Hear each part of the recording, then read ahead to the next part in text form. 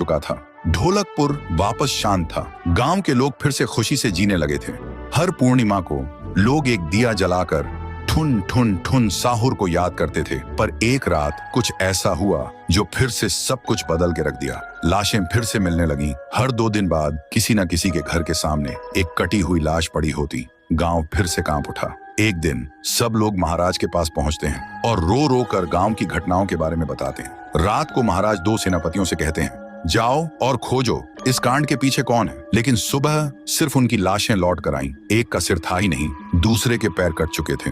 महाराज समझ गए कुछ तो लौट आया है, कुछ जो सिर्फ मौत का खेल खेल रहा है। और फिर कहते हैं, अब इस जंग का सामना मुझे ही करना होगा। उसी रात महाराज चुपके से गांव में आते हैं और एक पेड़ के पीछे खुद को छुपा लेते हैं। और ठीक रात के 2:30 बजे अचानक कहीं से धुआं छा जाता है और उस धुएं के अंदर से एक आवाज आती है,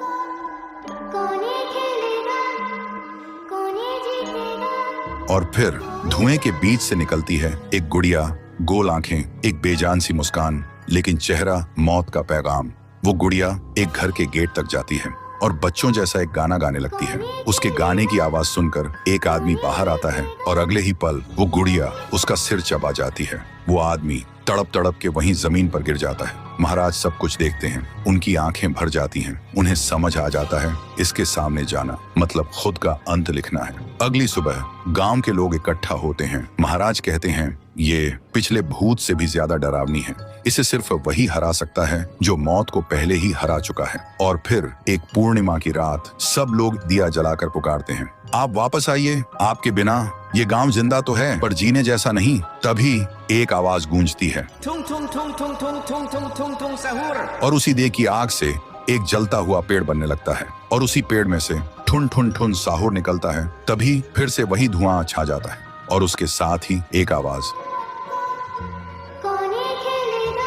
सब लोग घुटनों के बल गिर जाते हैं और कांपती आवाज में बोलते हैं, हमें बचाइए, वो आ गई है। ठुन ठुन ठुन साहुर एक जोरदार जंप करता है और सीधा उस धुएं में घुस जाता है और शुरू होती है एक आखिरी जंग। ठुन ठुन ठुन साहुर और गुड़िया की। जमीन कांपने लगती है, आसमान से बिजली गिरती है और जब धुआं हटता है तो दिखाई देता है गुड़िया बिखर चुकी थी। हाथ अलग, सिर अलग, पैर अलग। और तब से गांव में फिर से एक नई सुबह हुई। महाराज मुस्कुराए, गांव वाले जीने लगे और उस दिन के बाद ठुन ठुन ठुन साहुर सिर्फ एक भूत नहीं रहा, गांव का रक्षक बन गया। लेकिन उसी रात कुछ ऐसा हुआ जो किसी को भी पता नहीं चला। गुड़िया का सिर, हाथ, पैर अपने आप जुड़ने लगे थे और फिर वो वहां से चली गई। तो दोस्तों, अगर आप देखना चाहते हैं पीहू वर्सेस गुड़िया तो इस वीडियो को 1 लाख